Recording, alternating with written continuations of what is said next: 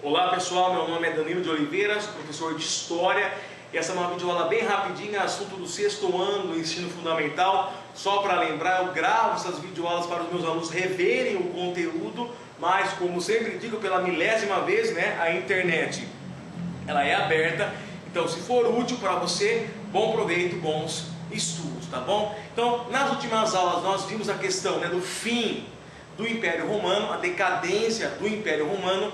Nós estudamos já a questão dos povos, entre os vários motivos que levaram à crise do Império Romano, né? A falta de dinheiro, a corrupção, a falta de exército, falta de escravos. Nós vimos que um dos motivos que fizeram o Império Romano entrar em decadência foi justamente o quê? A invasão dos povos bárbaros. Entre os vários povos bárbaros eu posso citar quem? Os ostrogodos, visigodos, alanos, burgúndios, saxões, os hunos terríveis, com o famoso Átila liderando, né? Os povos germânicos, os saxões, né? Já citei os ângulos. Então, uma variedade de povos que foram invadindo as terras que pertenciam ao Império Romano. Alguns desses reinos bárbaros foram dar origem a outros países, né? Na modernidade. Então, por exemplo, né? No reino anglo-saxão vai surgir a Inglaterra, no reino dos visigodos vai surgir Portugal e Espanha, no reino dos francos, a França, e no reino ostrogodo, a Itália. Então, com o fim do Império Romano, né, o território europeu ficou todo fragmentado.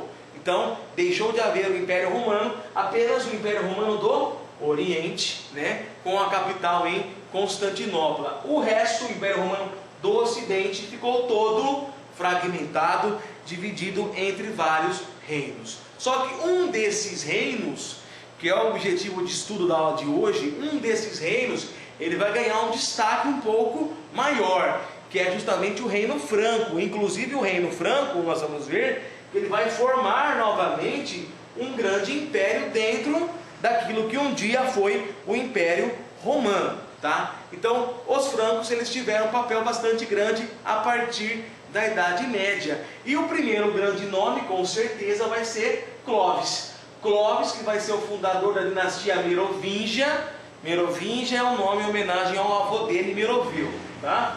O Clovis, ele vai ser importante porque ele vai se converter ao cristianismo e essa ação vai o quê? Fortalecer o seu reino. Por quê? Com o apoio da Igreja Católica, o reino franco vai se tornar mais forte, tá? Então tem um acordo ali entre a Igreja Católica e rei, né, pela manutenção do poder. Essa imagem mostra, né, o batismo do Clovis. Com a morte do Clovis, vai ter um período de reis menos ativos, né, os chamados reis indolentes, preguiçosos.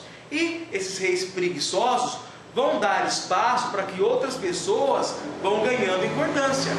E nesse processo de ganhar importância, eu vou ter um nome aqui importante, né, de uma pessoa, né, chamada Carlos Martel.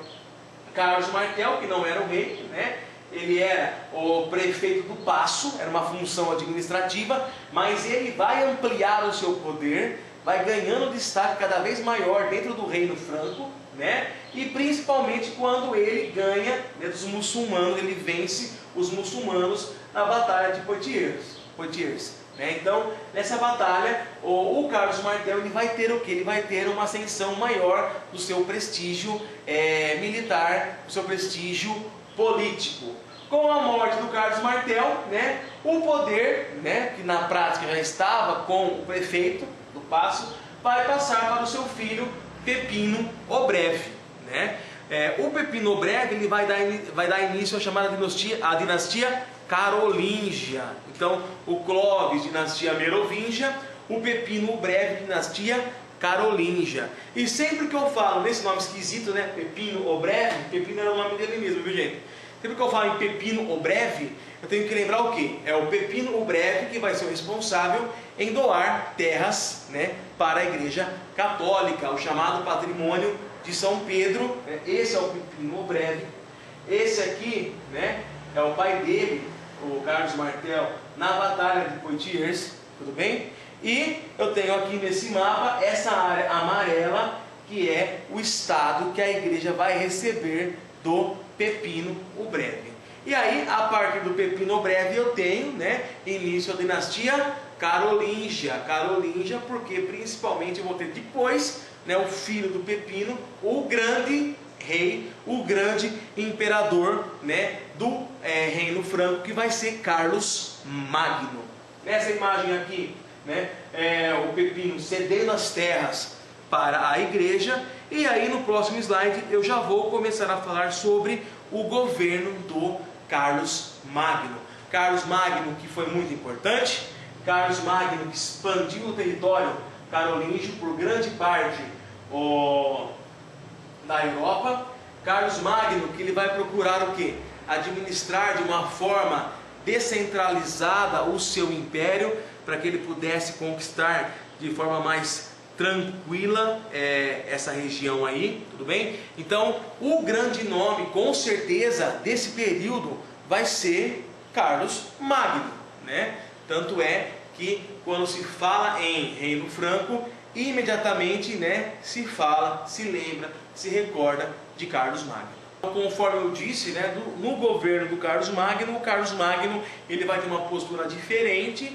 Ele não vai centralizar o poder como acontecia no Império Romano, né? Ele vai dividir o império dele em áreas que vão ser controladas por pessoas, né? Por nobres geralmente, por marqueses, por condes. Então ele vai dividir o território dele em marcas, em condados, para que fosse facilitada a administração do seu império. Administrou muito bem, só que aquela história, né? Depois que a pessoa morre, os filhos fazem a festa. Então, depois da morte do Carlos Magno, o império foi dividido através do Tratado de Verdun.